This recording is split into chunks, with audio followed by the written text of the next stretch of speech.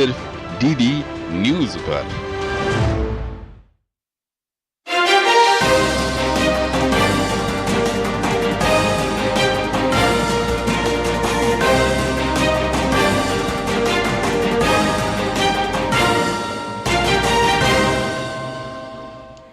नमस्कार, हमारे इस विशेष सांकेतिक समाचार में मैं साइमा खान आपका स्वागत करती हूं।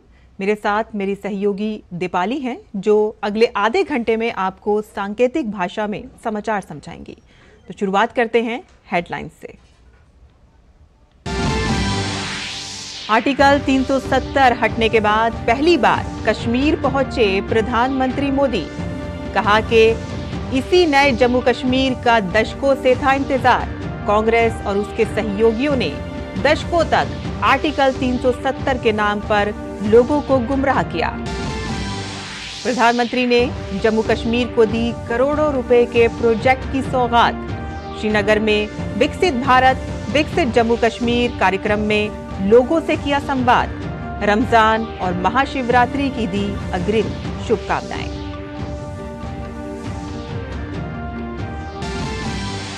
संदेश खाली जाते हुए बीजेपी महिला नेताओं को बंगाल पुलिस ने लिया हिरासत में। वहीं बीजेपी में शामिल कोलकाता हाई कोर्ट के पूर्व न्यायाधीश अभिजीत गंगोपाध्याय ने कहा कि पश्चिम बंगाल से भ्रष्ट सरकार को सत्ता से बाहर करना है एकमात्र लक्ष्य। कर्नाटक में पाकिस्तान जिंदाबाद मामले पर भाजपा ने की प्रेस वार्ता। भाजपा नेता गौरव भाटिया ने कहा कि देश की अखंडता को और मजबूत करने का काम पीएम मोदी ने किया है, तो वहीं विपक्ष कर रहा है गद्दारी और मक्कारी भी, और इस काम में कांग्रेस पार्टी की गद्दारी और मक्कारी सबसे पहले आती है सामने। लोकसभा चुनाव से पहले उड़ीसा में नवीन पटनायक की पार्टी के एनडीए में शामिल होने की चर्चा। 14 सीटों पर बीजेपी और 7 सीट पर बीजेडी के चुनाव लड़ने पर सहमति बनने की भी खबर। आंध्र प्रदेश में टीडीपी और जनसेना के बीजेपी के साथ आने की संभावना। उत्तर प्रदेश में गैर कानूनी मदरसों के बारे में एसआईटी ने राज्य सरकार को सौंपी report. Deputy CM Keshav Prasad Maurya ने कहा कि शिक्षा के बहाने देश विरोधी गतिविधियां बर्दाश्त नहीं, दोषियों पर होगी कार्रवाई।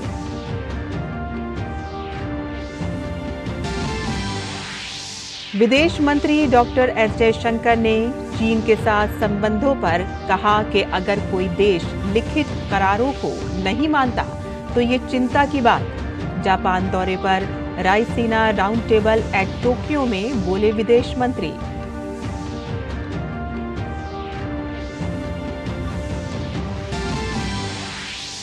धर्मशाला टेस्ट में भारत की स्थिति मजबूत। कुलदीप अश्विन की फिरकी में फंसे इंग्लैंड। पहली पारी में 218 पर सिमटा। जवाब में भारत ने दिन का खेल खत्म होने पर बनाए 1 विकेट पर 135 रन। और अब समाचार विस्तार से।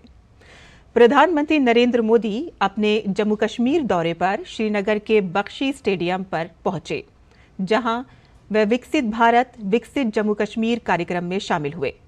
कार्यक्रम के दौरान प्रधानमंत्री ने जम्मू कश्मीर में कृषि अर्थव्यवस्था को प्रोत्साहन देने के लिए लगभग 5,000 करोड़ रुपए के कार्यक्रम समग्र कृषि विकास कार्यक्रम राष्ट्र को समर्पित किया। कार्यक्रम के अंतर्गत समर्पित दक्ष किसान पोर्टल के माध्यम से लगभग 2.5 लाख किसानों को कौशल विकास प्रशिक्षण दिया जाएगा। प्रधानमंत्री ने इसके अलावा स्वदेश दर्शन और प्रसाद तीर्थ यात्रा कायाकल्प और आध्यात्मिक विरासत संवर्धन ड्राइव योजना के अंतर्गत 1400 करोड़ रुपए से अधिक राशि की पर्यटन क्षेत्र से संबंधित कई परियोजनाओं का शुभारंभ किया। इनमें हजरत बल तीर्थ का एकीकृत विकास, श्रीनगर परियोजना भी शामिल है। वहीं इस मौके पर लगभग 43 परियोजनाओं का शुभारंभ किया गया, जो देश में तीर्थ यात्रा और पर्यटक स्थलों की एक विस्तृत श्रृंखला को विकसित करेंगी। प्रधानमंत्री ने इसके साथ ही देखो अपना देश पीपल्स चॉइस पर्यटन गंतव्य पोल और चलो इंडिया वैश्विक प्रवासी अभियान भी लॉन्च किया। इसके अलावा उन्होंने चुनौती आधारित गंतव्य विकास CBDD योजना के तहत चयनित 42 पर्यटन स्थलों की घोषणा की। प्रधानमंत्री नरेंद्र मोदी ने भारतीय प्रवासियों को अतुल्य भारत के राजदूत बनने और भारत में पर्यटन को प्रोत्साहन देने के उद्देश्य से चलो इंडिया वैश्विक प्रवासी अभियान का भी शुभारंभ किया।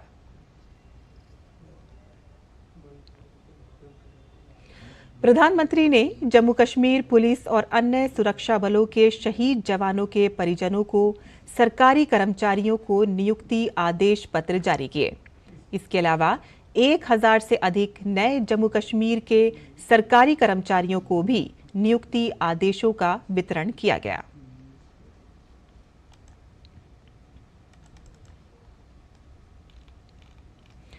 प्रधानमंत्री ने जोर देते हुए कहा कि आर्टिकल 370 हटने के बाद जम्मू कश्मीर विकास की नई ऊंचाइयों को छू रहा है, क्योंकि जम्मू कश्मीर आज खुलकर सांस ले रहा है।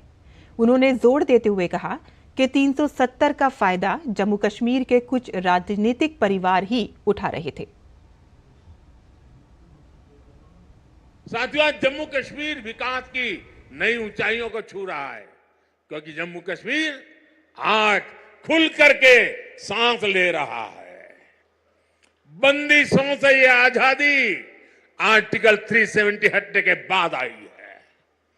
दशकों तक सियासी फायदे के लिए कांग्रेस और उसके साथियों ने 370 के नाम पर जम्मू कश्मीर के लोगों को गुमराह किया, देश को गुमराह किया।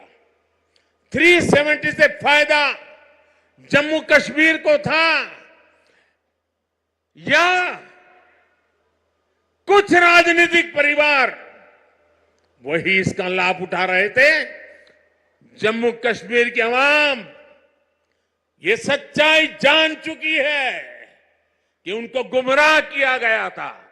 कुछ परिवारों के फायदे के लिए जम्मू कश्मीर को जंजीरों में जकड़ दिया गया था। आज 370 नहीं है, इसलिए जम्मू कश्मीर के युवाओं की प्रतिभा का पूरा सम्मान हो रहा है, उन्हें नए अवसर मिल रहे हैं। आज यहां सबके लिए समान अधिकार भी है, समान अवसर भी है। प्रधानमंत्री ने साथ ही कहा कि जम्मू कश्मीर केवल एक क्षेत्र नहीं है, बल्कि जम्मू कश्मीर भारत का मस्तक है और ऊंचा उठा मस्तक ही विकास और सम्मान का प्रतीक होता है। इसीलिए विकसित जम्मू कश्मीर विकसित भारत की प्राथमिकता है। विकास की शक्ति, पर्यटन की संभावनाएं, किसानों का सामर्थ्य और जम्मू कश्मीर के युवाओं का नेतृत्व, विकसित जम्मू कश्मीर के निर्माण का रास्ता यहीं से निकलने वाला है। जम्मू कश्मीर केवल एक क्षेत्र नहीं है, ये जम्मू कश्मीर भारत का मस्तक है और ऊंचा उठा मस्तक ही विकास और सम्मान का प्रतीक होता है। इसलिए विकसित जम्मू कश्मीर विकसित भारत की प्राथमिकता है। प्रधानमंत्री ने जोर देते हुए कहा कि जम्मू कश्मीर आज तेजी से विकास के मार्ग पर आगे बढ़ रहा है। उन्होंने कहा कि कनेक्टिविटी के विस्तार से जम्मू कश्मीर में आर्थिक गतिविधियां तेज हुई हैं। जम्मू कश्मीर आज तेज रफ्तार से विकास के मार्ग पर आगे बढ़ रहा है। यहां के लोगों को एक नहीं बल्कि 2-2 एम्स की सुविधा मिलने जा रही है। एम्स जम्मू का उद्घाटन हो चुका है और एम्स कश्मीर पर तेजी से काम चल रहा है। 7 नए मेडिकल कॉलेज, 2 बड़े कैंसर अस्पताल स्थापित किए गए हैं। आईआईटी और आईआईएम जैसे आधुनिक शिक्षा संस्थान भी बने हैं। जम्मू कश्मीर में 2 वंदे भारत ट्रेनें भी चल रही है। श्रीनगर से संगलदान और संगलदान से बारामूला के लिए ट्रेन सेवा शुरू हो चुकी है। कनेक्टिविटी के विस्तार से जम्मू कश्मीर में आर्थिक गतिविधियां तेज हुई है। जम्मू और श्रीनगर को स्मार्ट सिटी बनाने के लिए इंफ्रास्ट्रक्चर के नए प्रोजेक्ट भी लाए जा रहे हैं। आप देखिएगा, आने वाले समय में जम्मू कश्मीर की सक्सेस स्टोरी पूरी दुनिया के लिए एक बहुत बड़ा आकर्षण का केंद्र बनेगा।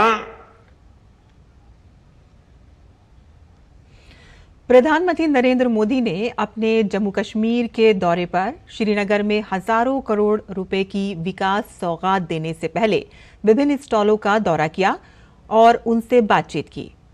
प्रधानमंत्री ने इस दौरान डिजिटल पेमेंट को बढ़ावा देते हुए यूपीआई के जरिए एक शॉल भी खरीदी।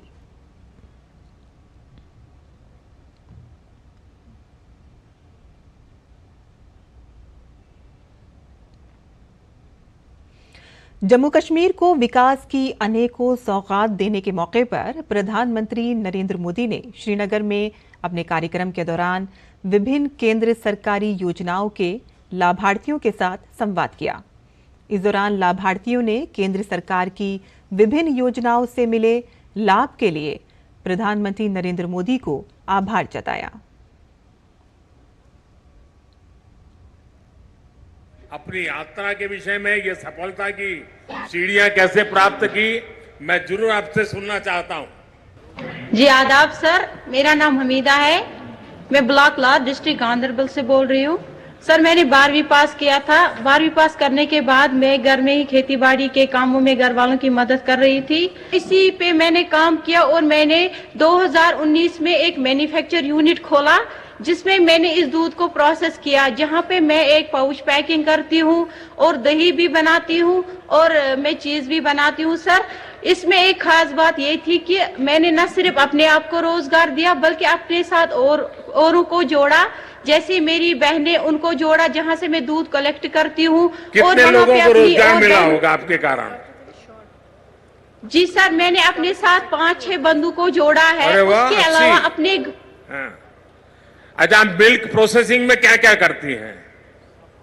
सर मैं मिल्क प्रोसेसिंग में पैकेट्स बनाती हूँ जिसमें हम दूध वगैरह की क्वालिटी मेंटेन करते हैं। उसमें खास बात ये है सर कि जो हमारा दूध वहां से प्रोसेस होता है उसमें कोई प्रिजर्वेटिव नहीं होता है, जो कोई बच्चा भी पी सकता है और बीमार भी पी सकता है। आप इतना बड़ा काम कर रही हैं और इसके साथ साथ आप पोषण का भी काम कर रही हो। भारत सरकार का पोषण का बड़ा अभियान है। आप जिस प्रोडक्ट को लेकर के बाजार में गई हो उसके कारण न्यूट्रिशन के जो इश्यूज होते हैं उसको भी एड्रेस कर रही हो। आप एनवायरनमेंट की भी चिंता कर रही हो और आप वैल्यू एडिशन भी कर रही हो। एक साथ आप अनेक काम कर रही हो। मैं आपको और आपकी पूरी टीम को बहुत बहुत बधाई देता हूं। और कर्नाटक में कांग्रेस समर्थकों द्वारा पाकिस्तान के पक्ष में नारे लगाने के मामले में भारतीय जनता पार्टी लगातार कांग्रेस पर हमले बोल रही है। भाजपा प्रवक्ता गौरव भाटिया ने कांग्रेस के नेता राहुल गांधी पर निशाना साधते हुए कहा कि ये देशद्रोही जो पाकिस्तान जिंदाबाद के नारे लगाते हैं, राहुल गांधी उसे गले लगाते हैं। उनका कहना है कि कांग्रेस पार्टी की गद्दारी और मक्कारी सबसे पहले सामने आती है। नारे लगे थे नासिर हुसैन जिंदाबाद, लेकिन जब भारतीय जनता पार्टी ने बड़ी प्रखरता से इस मुद्दे को उठाया और बचने के लिए कर्नाटका सरकार के पास कोई जगह नहीं थी तो उन्होंने गिरफ्तारी करी।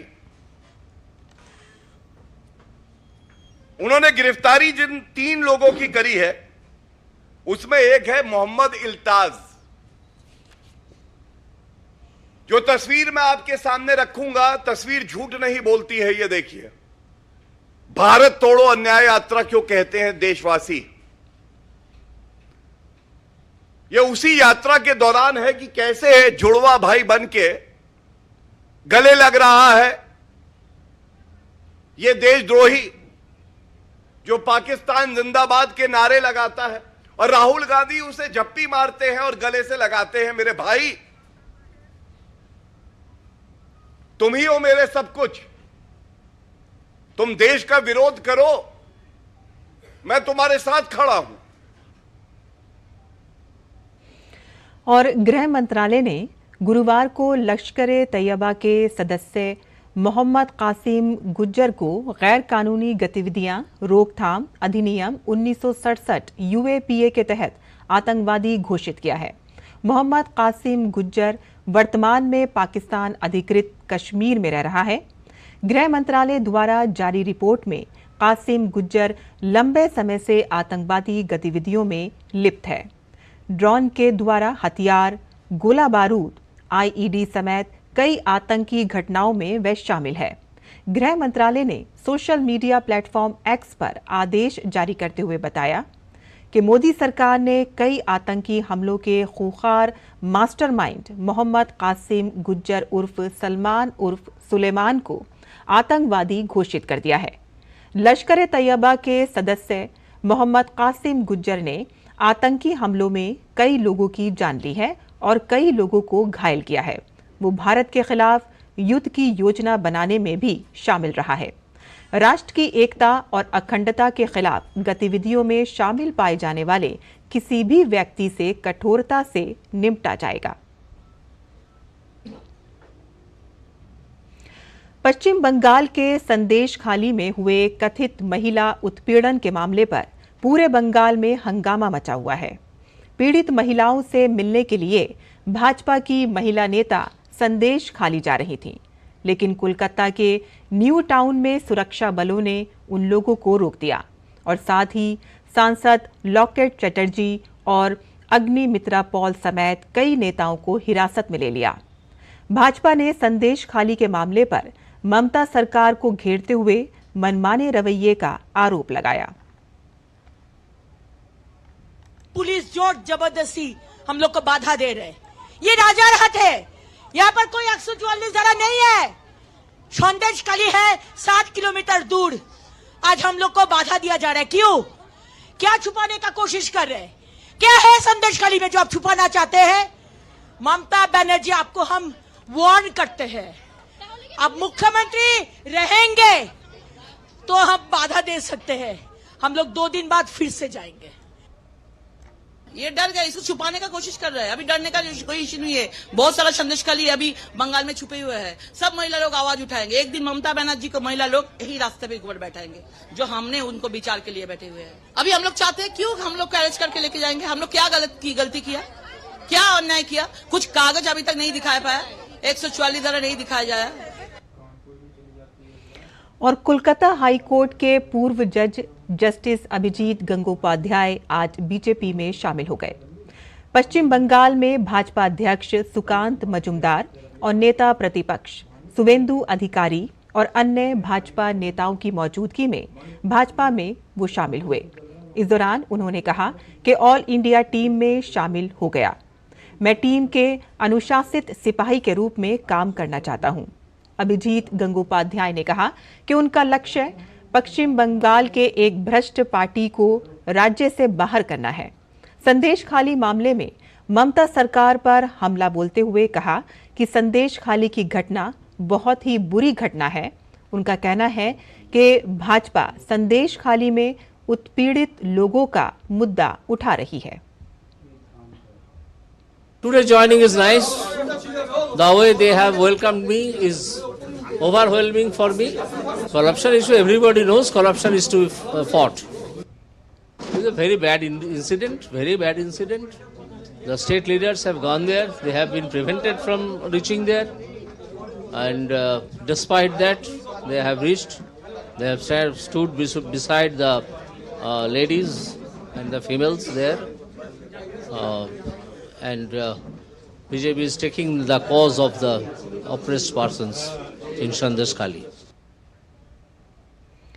और केंद्रीय मंत्री हरदीप सिंह पुरी ने आज वीडियो कॉन्फ्रेंसिंग के जरिए सोनभद्र जिले में 177 विकास परियोजनाओं का शिलान्यास और उद्घाटन किया। इस मौके पर उन्होंने कहा कि सोनभद्र से उनका नाता 2018 से ही है, जब उन्होंने नीति आयोग के एडिशनल डिस्ट्रिक्ट प्रोग्राम के तहत जिले में विकास कार्यों की देखभाल की जिम्मेदारी ली थी। उन्होंने कहा कि 2018 के बाद सोनभद्र में शिक्षा, स्वास्थ्य सेवा, कृषि और बुनियादी विकास को लेकर काफी काम हुआ है और ये आगे भी जारी रहेगा।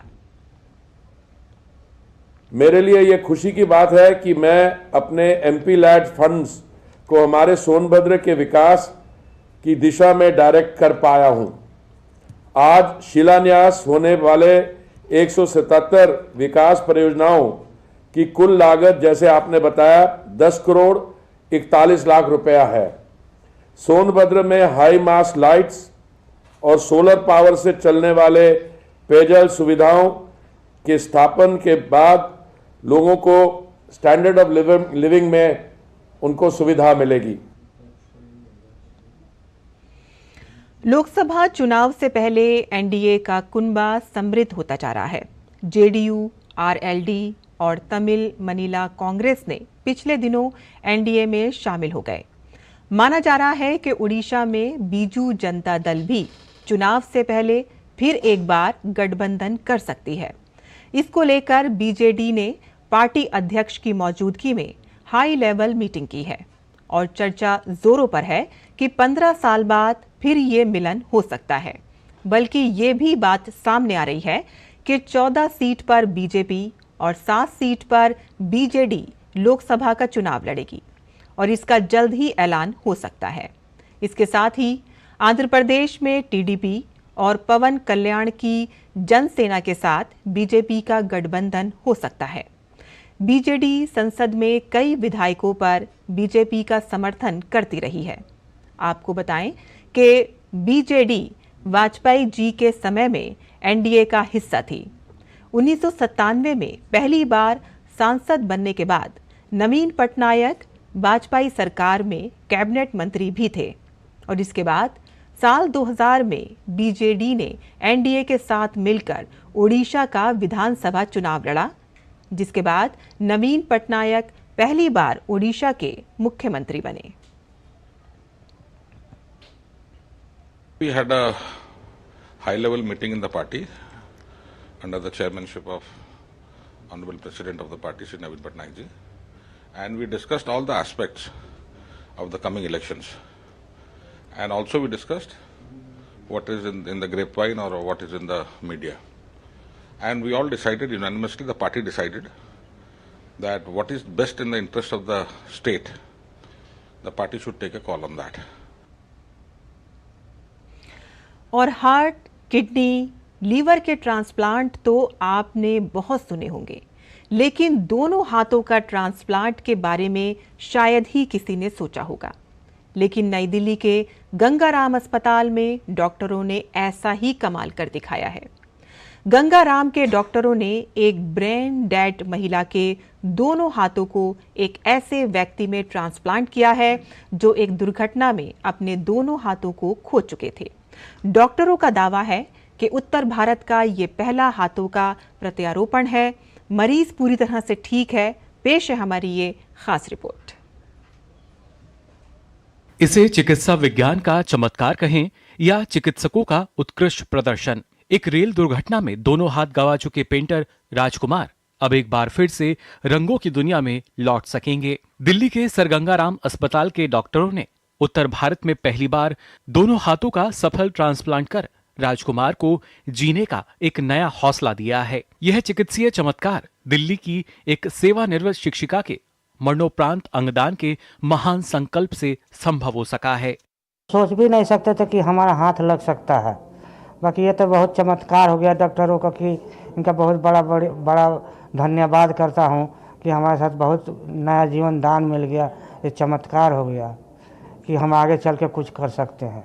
ये ट्रांसप्लांट आसान नहीं था। डॉक्टर्स के पास कई चुनौती थी। गंगाराम अस्पताल की 12 डॉक्टर्स की टीम ने 12 घंटे सर्जरी को अंजाम देकर ट्रांसप्लांट करने में सफलता पाई। चैलेंज ये था कि हमें डोनर का ढूंढने का हमें बहुत ज़्यादा चैलेंज था, क्योंकि डोनर हमें कहाँ मिलेगा, हमारे हॉस्पिटल में मिलेगा, बाहर मिलेगा, दिल्ली से बाहर जाना पड़ेगा हमको, तो ये बड़ा चैलेंज था।